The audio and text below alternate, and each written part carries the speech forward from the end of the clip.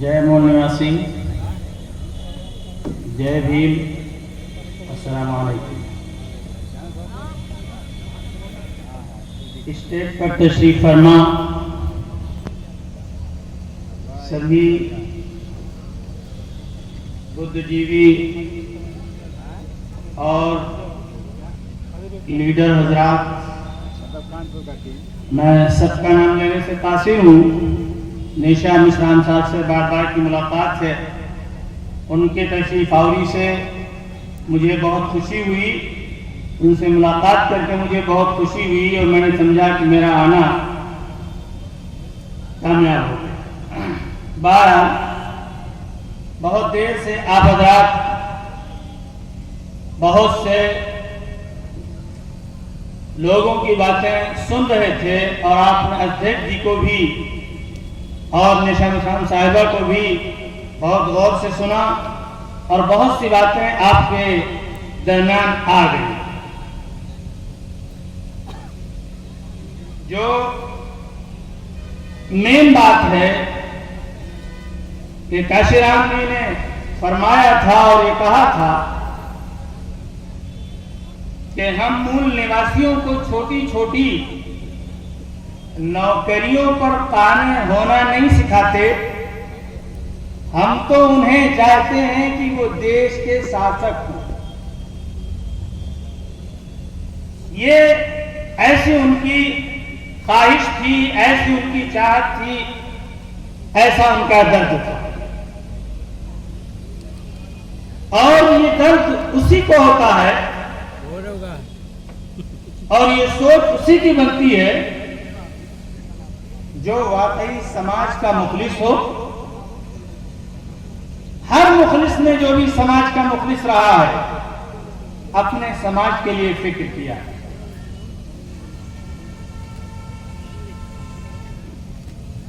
लेकिन मैं आपसे अर्ज करता चलूं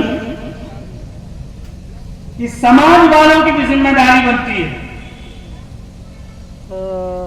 किसी को हक कोई थाली में सजा के लाके नहीं देता। और याद रखिए कि हक अधिकार भीख मांगने से भी नहीं मिलता। ऐसी शक्ति और ऐसी कुव्वत और ऐसी ताकत अपने अंदर पैदा की जाती है और अपने अंदर यूनिटी और इत्तेहाद पैदा किया जाता है, तब जाके इनकलाब आता है और तब जाके बदलाव आता है। इसलिए मेरी पहली दरखास्त है कि हम अपने समाज के अंदर, मूल निवासियों के अंदर यूनिटी, इत्तेहाद और ताकत पैदा करें और हर उस ताकत से जो ताकत हमारे दरमियान तोड़ पैदा करे, उस ताकत से पूरी तरह से लड़ें और दोस्त और दुश्मन की पहचान अपने समाज में पैदा करें, जागरूकता पैदा करें। 70 साल आजादी के बीत गए, 75 साल, 76वां हमने इस साल अपने आजादी का दिवस मनाया, लेकिन अब तक हम अपने समाज को जगा नहीं सके। जो जागरूक हैं, जो जानते हैं कि दोस्त कौन है, दुश्मन कौन है, वो इसकी कोशिश करें कि समाज में जा जाकर एक एक आदमी को जगाएं और बताएं कि दोस्त कौन है, दुश्मन कौन है। अभी 24 का इलेक्शन आ रहा है। इस इलेक्शन में बहुत से बहु किए जाएंगे और आपके सामने एक डर और खौफ का माहौल पैदा करेंगे। कहेंगे हिंदू खतरे में, हिंदू खतरे में है। और खतरा किससे है? मुसलमानों से खतरा, उनसे बड़ा डर है। इसलिए आप मुत्तहिद हो जाइए, एकत्रित हो जाइए और इनको, अगर कोई इनका विनाश कर सकता है तो सिर्फ और सिर्फ एक ही पार्टी है, एक ही विचारधारा है जो इनका विनाश कर सकती है। हमारे वो लोग जो अपने आप को ओबीसी कहते हैं, एससी कहते हैं, एसटी कहते हैं, भूल जाते हैं, वो सबसे बड़े हिंदू हो जाते हैं। जबकि उनका हाल ये है कि उनको मंदिर के अगर पास उनका सबसे बड़ा शहरी, जो इस मुल्क का सबसे बड़ा सिटीजन और सबसे बड़ा शहरी है, चला जाता है तो ये मनुवादी उसकी सीढ़ियों तक को धुलाते हैं।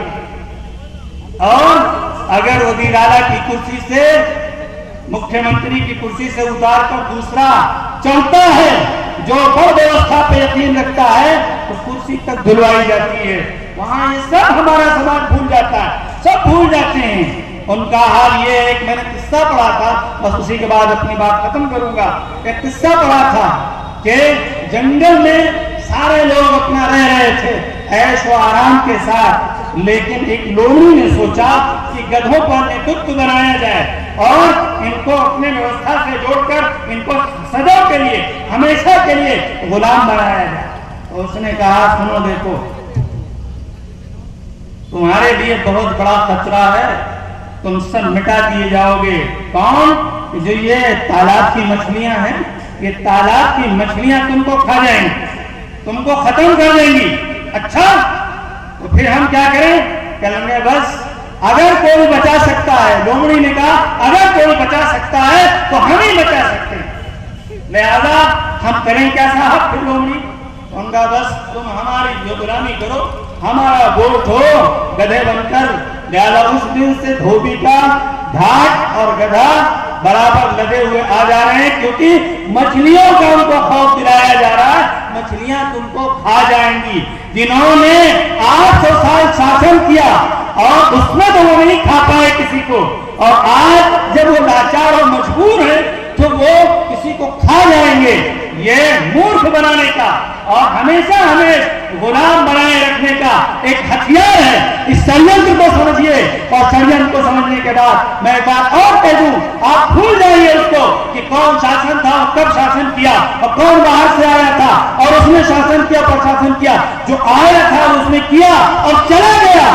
जितने हैं ये आपके डीएनए के भाई और आपके खून के भाई हैं, ये सब मूल निवासी हैं। ये ग्रहण बाहर से आया हुआ है, ये 3% के लोग बाहर से आए हुए हैं जो हम पर राज कर रहे हैं और हमें 6000 जातियों में बांटा है, और आज ये हमें हिंदू मुस्लिम में बांटकर हमेशा अपना वर्ष कायम रखना चाहते हैं। इस षड्यंत्र को समझिए।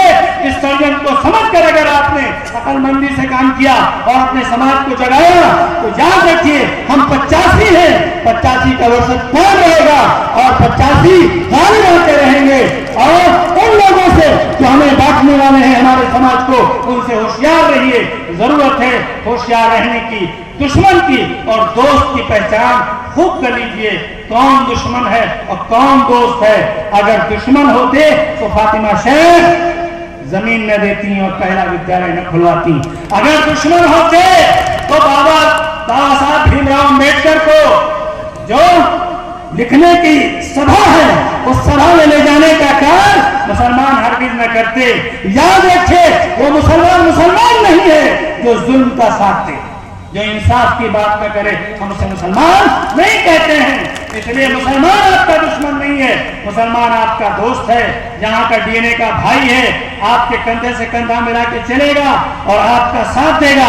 और मैं मुस्लिम मोर्चा का उत्तर प्रदेश का अध्यक्ष हूँ, मैं आपसे कहता हूँ मैं आपका पूरा साथ दूंगा, और जो भी दुश्वारियों परेशानियां आएंगी उस सबको हम सब मिलकर झेलेंगे, और ये संघर्ष और ये कुर्बानी हम सब मिलकर देंगे। एक दिन कुर्बानी रंग लाती है। हमारे सामने तो हमारे नबी का उसवा है, 4 उठे थे, दुनिया पे गालिब आ गए। अभी ये थोड़े दिख रहे हैं, बहुत मामूली दिख रहे हैं, लेकिन एक दिन ये छोटी चीज बड़ी हो जाएगी। धीरे धीरे कोई चीज होती है, एकदम से बच्चा जवान नहीं हो जाता, बस संघर्ष करने की जरूरत है। इन्हीं बातों पर मैं अपनी बात खत्म करता हूँ। उम्मीद करता हूँ जितना कहा है उससे ज्यादा समझेंगे। बहुत बहुत धन्यवाद मौलाना अब्दुल गफ्फार।